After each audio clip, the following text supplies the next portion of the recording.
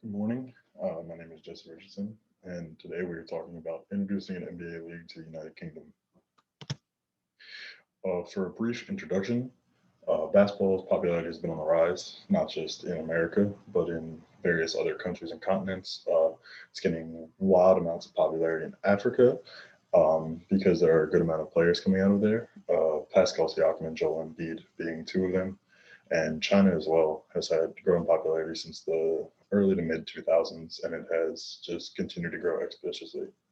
Basketball does share similarities to the United Kingdom's favorite sport, which being soccer. They're both fast-paced games. Um, they have a lot of back and forth movement, get the crowd really involved. And basketball occupies the opposite season as soccer, which is very beneficial. Soccer is obviously an outdoor sport for the most part, so it is played in the spring and summer, while basketball, being an indoor sport, is played more in the winter. So there will not be a conflict in scheduling between the two sports whatsoever. Why the United Kingdom? We chose the United Kingdom for a multitude of reasons. One of which being it is very much like their favorite sport in soccer, so fans will be looking for something else to do when their soccer season is over. They'll be looking for a sport to watch, and what better sport than a sport that's like the one that you already love? It also has a very easy rule system to grasp. Obviously, much like any sport, much like any thing that you do, there's going to be some rules that are a little more difficult to understand. But for the most part, basketball is very simple to grasp. The popularity has been growing throughout European countries. This for many, many reasons. Uh, Europe has very many basketball players. They have a bunch of basketball leagues. Eurobasket's yearly tournament is very popular. Europe always has a good showing at FIBA, the Fédération Internationale Basketball Association, which is the essential World Cup of basketball. They always have a very good turnout. NBA has seen a rise in stars in the country, um, in the continent. My apologies. Stars like Luka Doncic, Kristaps Porzingis have really been showing people that you don't have to be from America to be good at basketball. You don't have to be from. I mean, countries like Latvia. How many people honestly watching this presentation know where Latvia is on a map? There's no offense to your intelligence, but I personally don't think I could point it out. And one of the biggest stars in the game is from there. So it really gives people kind of a hope that it doesn't matter where I'm from, I can be good at this sport. And like I mentioned in the previous slide, basketball is growing in popularity in continents like Africa and Australia. Africa is producing Joel Embiid, who's currently in the MVP race this season, and Australia is also growing in popularity. LaMelo Ball, before he got drafted, played in the NBL, which is in Australia, and he actually now owns a stake in the NBL. On top of that, Ben Simmons is from Australia, and interesting fact, Kyrie Irving is also from Australia. So the game is growing without borders right now, and it's great to see. So for Porter's high forces analysis, the threat of new entrants is very low. Starting a professional basketball league isn't exactly something that every man off the street could do. The amount of capital required to start it up is immense, so it's very difficult to do such a thing like that. So it'll be very low. Threat of substitutes, again, is very low. While there are other sports obviously being played throughout the year, it's not just basketball season. Basketball is basketball. As dumb as that sounds, but if you're going to watch basketball, you're going to watch basketball. If you're going to watch hockey, you're going to watch hockey. There really isn't a one-to-one comparison you can change for it. So if people are going to want to watch it play basketball, they're going to find it. Bargaining power of customers, again, is also very low as there are very few players in the market. The NBA, the NFL, all in their respective areas dominate. Look at the NFL, for example. How many people go watch the Arena Football League games? Very, very little. So the change that the customer could make on their own behalf to try to make the NFL better is going to be hard because they're the only ones there. Same here. Bargaining power of supply is very high. Much like I just said, there's very few players in the game. So it makes it easier for them to be able to change what they want and do what they want because customers can't go somewhere else if there's no one else to go. Competitive rivalry, much for the reasons that I previously just listed, is very low because there are very few competitors.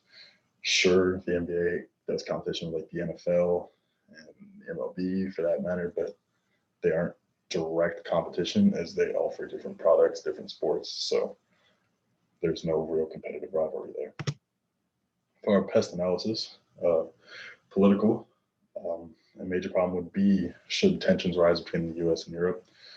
This is very rare in terms of like United Kingdom, England, Scotland, Northern Ireland, Wales, areas like that. But in more underdeveloped European countries, it is a possibility that America will have tensions with them because of something they could do. Economic, it will be a boost to the economy. It will increase jobs. The NBA employs not just players, the people that work the stadiums, the concessions at stadiums, trainers, coaches, et cetera, et cetera, et cetera. Does a lot of jobs, a good couple thousand, and that'll be a great boost to the economy. There's social opportunities for children and youth, and will give younger fans role models. For example, in China, when Yao Ming was popular, basketball exploded. He was a folk hero. He was a man of legend, and every kid was playing basketball. Yao Ming was having basketball camps every week over in China. It would give sort of the same kind of effect to Europe. It would give kids a role model to look up to, something to want to be when they grow up. Technology, we could implement different things since we would need new stadiums for the most part to accommodate basketball, as you can't really play basketball in a soccer stadium since it's an open air venue. You need to build new stadiums, and with new stadiums comes new and upgraded technology. Think about the current Dallas Cowboys stadium, both technology in there. That was built 5 to 7 years ago. Imagine what we can build now with our current technology advances. For a spot analysis, strengths, there is no competition in the NBA market, in the European market. There is Eurobasket, but that is a lower level of basketball. That is the only apt comparison I can make is if you watch baseball, it'd be like comparing Double A to the majors. And NBA is also an established brand. People know the NBA, people know the NFL, people know the MLB, people know the NHL, and they're going to come from all around the world to attempt to play there and to watch their product because they know it is good. Weakness, basketball hasn't been integrated in Europe. Like mentioned a couple slides before, we're attempting to integrate basketball into Europe. And it's hard. Yes, it is growing in popularity, but it still is a new game. And like I said earlier, the rule set is easy to understand, but it's still different. People are going to have questions like, oh, why can't they stop dribbling? Why is this 3 points? Why is this only 2 points? How is that foul, et cetera, et cetera. So it will take a little bit of time to fully integrate them into the game of basketball, but on the whole, this won't be too big of a problem. Opportunities. Stars in the NBA are established worldwide and can spread the sport easily. LeBron James is one of the most recognizable stars in the world. The Lakers are one of the most recognizable sports franchises in the entire world. So it's not like a niche sport that we're trying to spread to the world. Like if I sat down and took 10 people from 10 different countries and asked them who the best lacrosse player of all time is, I'd get a bunch of blank stares, and that's coming from someone who played lacrosse. But if I sat down 10 people from 10 different countries, like who's the greatest basketball player of all time, I'm pretty confident that most of them would know who LeBron James and Michael Jordan are. So basketball in the NBA itself does have a large reach, especially in comparison to other sports. Threats, fans not being interested would obviously be the biggest problem, but that would be the easiest problem to work around. We can simply gauge their interest on the sport before moving forward in any of this process.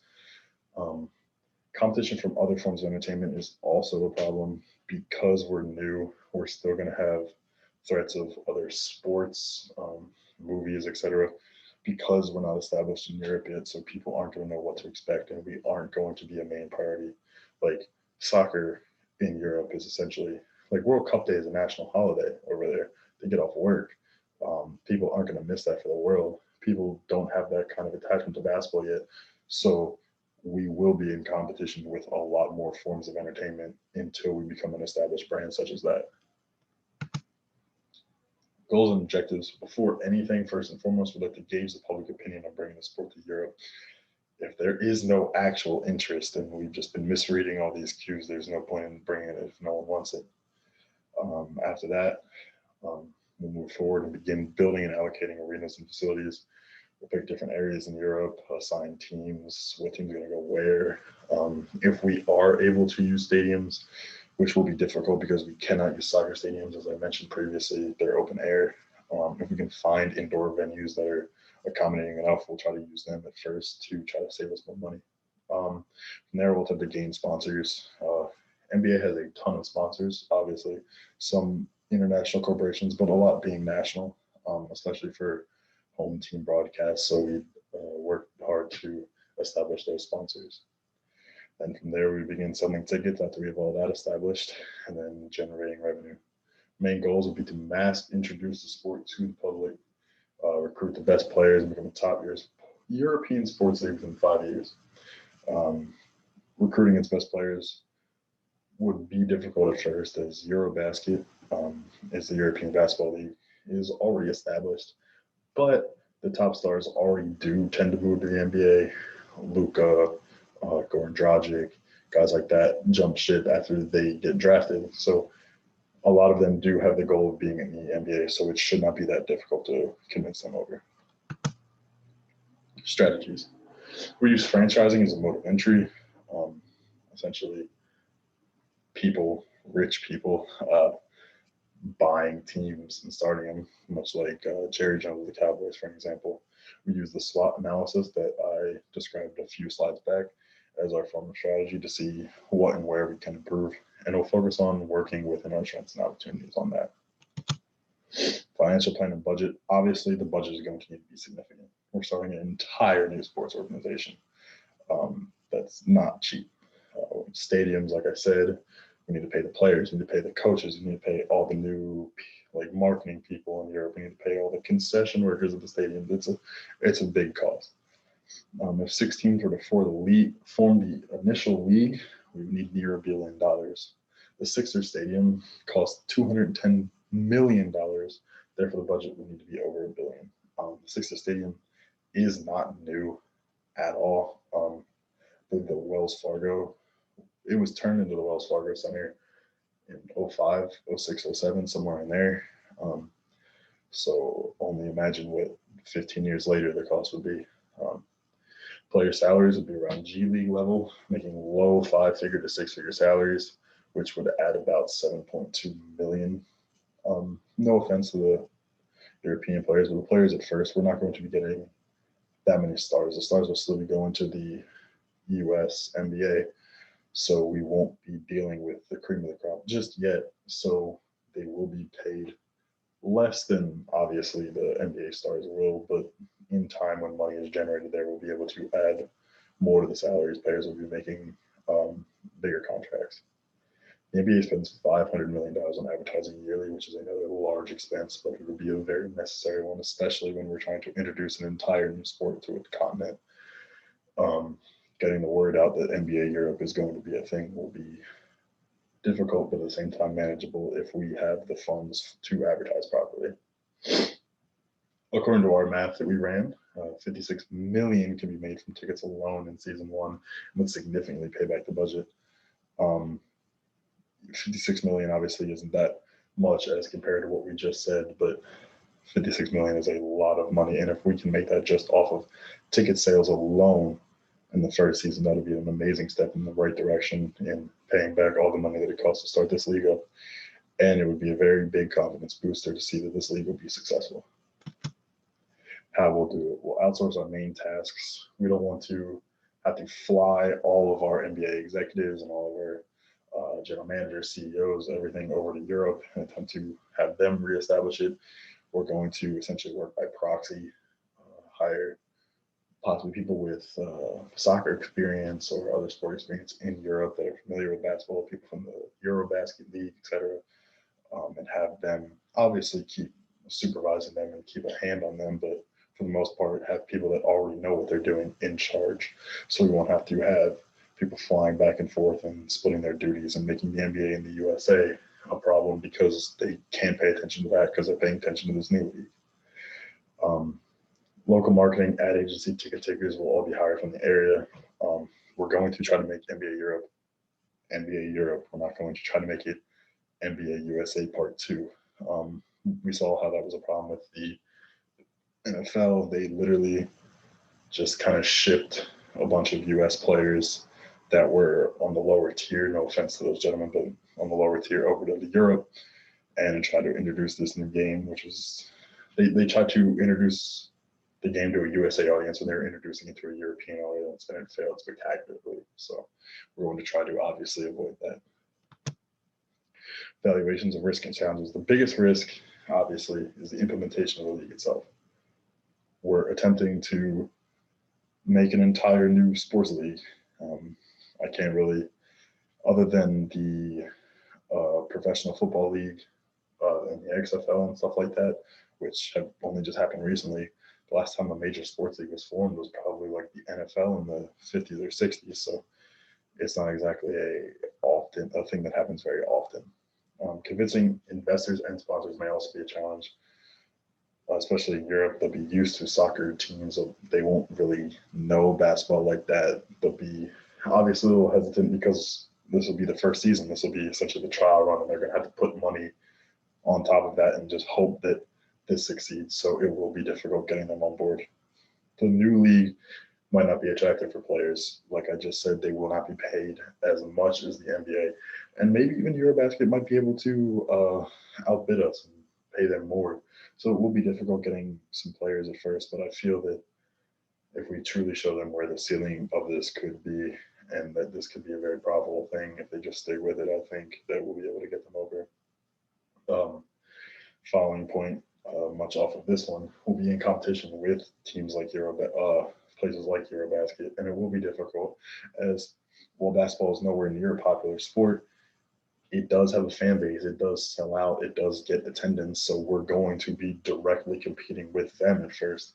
We will have the advantage of having the NBA name on us, which is extremely beneficial, but that doesn't make it not a challenge.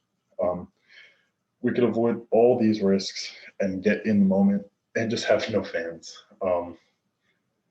That could just happen. Like, we could send out as many surveys and interviews as we possibly can. And we could be like, yes, we want basketball. We could get all these sponsors to help us build all these stadiums. We get all these players on board, and no one comes, which is a threat with literally any business you do.